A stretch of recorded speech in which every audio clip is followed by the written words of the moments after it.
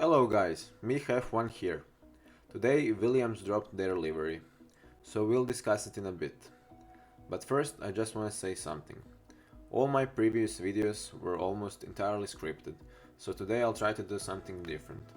I only wrote a few notes that I'll go through. With all that stuff out of the way, let's start. Let's talk about my first impressions of the livery.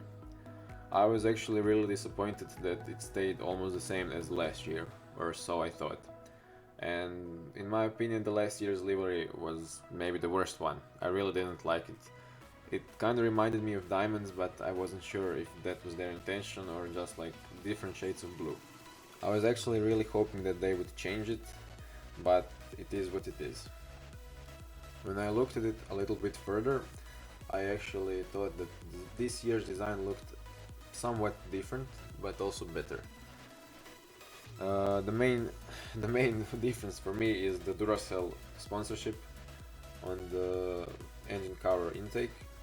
It looks like a battery, as it should, because it's Duracell, but something just feels off because probably the black and that bronze color doesn't match really well with the blue. I don't know why they put all that paint on the car, because probably through the year they'll get rid of most of it like they did last year, but we can see already that the underneath the side pods and the floor is already all black, and the rear wing and the front wing black, of course, and also around the Duracell logo it's black, so it's gonna be carbon fiber really soon. The favorite angle I like to look at the car is from the front, because this time the nose looks much better. To me, it's a combination of Ferrari's nose and which one was it? And Aston Martin's one, because the nose doesn't go all the way to the floor. It only goes, like, you see those three pieces, it goes to the last piece and there is still something in front of it, which for me it looks much nicer when the nose doesn't go all the way to the last part of the front wing.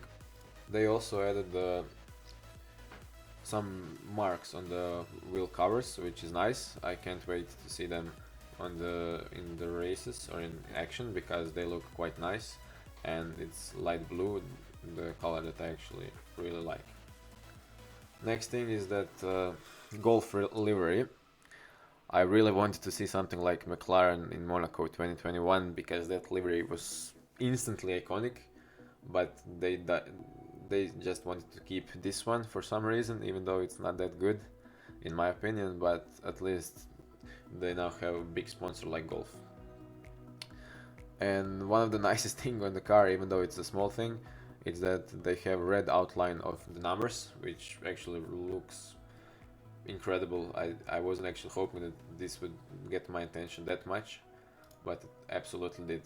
And for some reason, when I compared it to last year's car, I thought that this year's they had much more sponsors, but on the closer look I can see that only the nose has much more sponsors, and the side pods are almost all empty except Dorital, Duracell and few more. But the Golf the Golf logo is so beautiful, but it doesn't fit on this car because it's polar opposite, like the Duracell. They just put it there in their original colors. I think they should have changed it, but it is what it is. Now it's time for the rating. Even though I liked it much more than last year's, it's still not as good as Haas or Red Bulls of this year. So I'll give it a bang average 5 for now. And this is it for today. Hopefully you enjoyed it. See you again tomorrow when Alfa Romeo or Sauber or future Audi drops their livery. Bye bye!